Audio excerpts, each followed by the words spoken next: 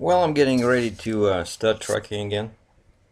So I'm still at the hotel in Langley, BC, and I searched on the Canadian side, and there were not that many loads. So now what I'm doing is, see, I put in British Columbia, Langley, 500-mile radius, but on the U.S. side because the state of Washington is right across the border from here. It's even like 25, 30 miles south, you are already in the States.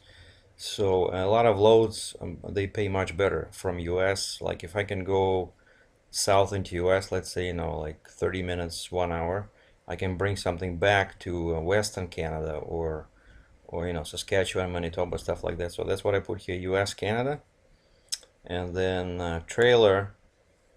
We'll just put flatbed. So these are all types of flatbed trailers.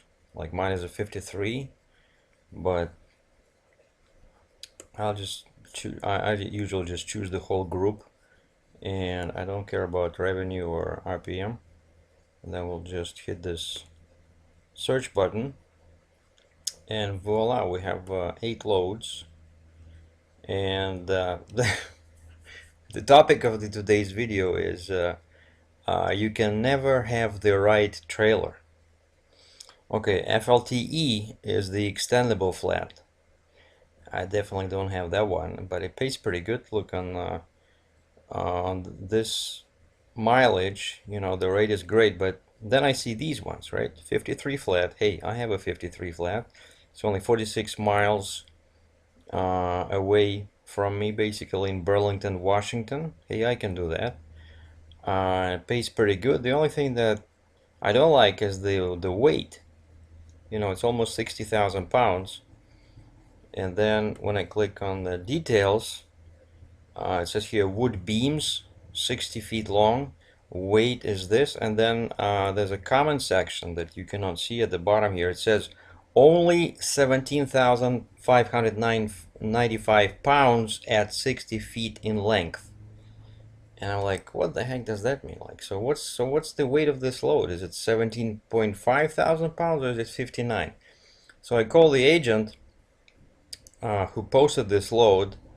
And so as you see here, goes from Washington to Saskatchewan in Canada, because the rate is good, and I got a 53 flat, and that's what he requested, right? So I want to know what the story is with the weight. And the guy says, no, no, no. What we meant by that comment is that 17,595 pounds. That's the weight of the 60-foot long beams. The rest is just regular beams, but the weight of the load is still almost 60,000 pounds. I said, well, your comment doesn't make a lot of sense. Well, I didn't tell him that, but it's really confusing. A lot of times these agents, they put some information which is can be hard to be construed correctly by the driver. So basically, I asked him if anyone did these loads with a tandem trailer, because he said he did these loads before, and the guy said no. All the guys that came to pick up these loads had 3 axles on their flatbed, so it's basically too heavy for my trailer. And if you remember, if you saw my previous vids, I was actually thinking of adding a third axle to my trailer, but then instead it was too expensive. So instead I just moved the axles together, so I can go occasionally to Western Canada, because these loads pay pretty good. So basically, I have the wrong trailer as usual. Now this guy here, look, he wrote FLT4, which means a 4-axle flat. Now the load picks up in Washington, but it goes to Calgary, which is Western Canada, right? And again, the weight is of course very heavy, but why would you need 4 axles for this kind of weight? I even sent this guy an email. I said, you have a listing on the Landstar load board saying that this load requires an 4-axle flatbed, but I just wanted to know that 4-axle trailers are illegal in Western Canada. The maximum amount of axles you can get on a flatbed in British Columbia, Alberta, Saskatchewan is 3. So I'm thinking that with this trailer type request here, this guy might have some trouble finding drivers willing to hold this for him. But you see, Western Canada, that's what one guy said on my channel. He said the number one trailer would be a B train, like in order, to make good money, and number two would be a 3-axle flat. So steps are not exactly popular here, and this is kind of comes at a time when I'm getting ready to order a 3-axle step. Let's just see what happens when we put a step deck in here. And the same kind of 500-mile radius on the US side going to Canada. Hey, 3 loads. Wow. 2 of them are double drops. See, Washington to BC. Wow. I like this rate per mile. And it's not heavy. Look, so you can do it with a 2-axle double drop. 16 long, 9 wide, 13.7 tall. Wow. Yeah, you need a double drop. But it's not heavy, so only 2 axles would be good. And only one load can be done with a step deck, but also it can be done with a flatbed. So it's less than truckload, pays almost nothing. Well, so like I said, the topic of this video is that when you have a and I bet that if I would have a double drop trailer right now and I was looking for a load, there would be no double drop loads here,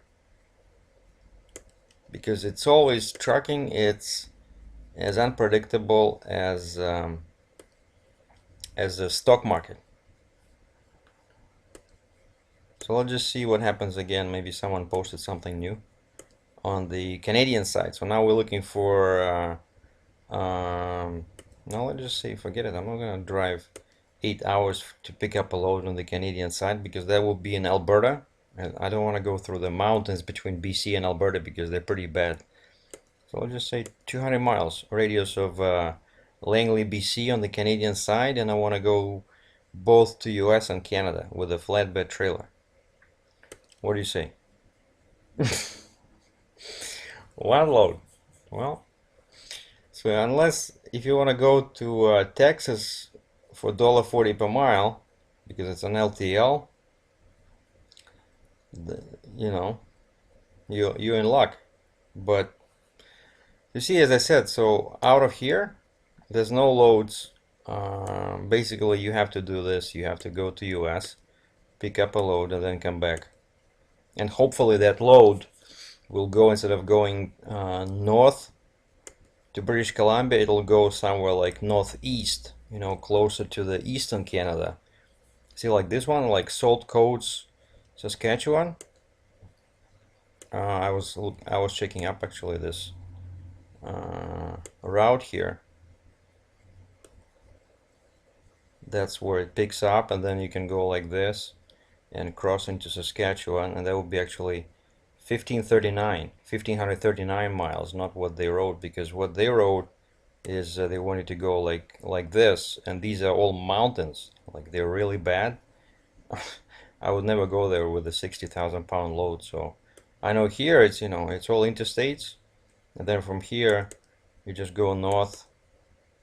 Yeah, this Williston here. Yeah, I know this road, and basically past Regina, my favorite city in Saskatchewan, and then you go here. So that's where there's a pretty decent area. It's not somewhere like near the North Pole. I know they still have that stupid hay there, so I mean I know that at least you can get something out of there. So that's what I was thinking, because I'm stuck here, right? My home is way to the east, and the best way to get out of here seems to be to go into US and then find something going this way. So well, we'll see what happens tomorrow.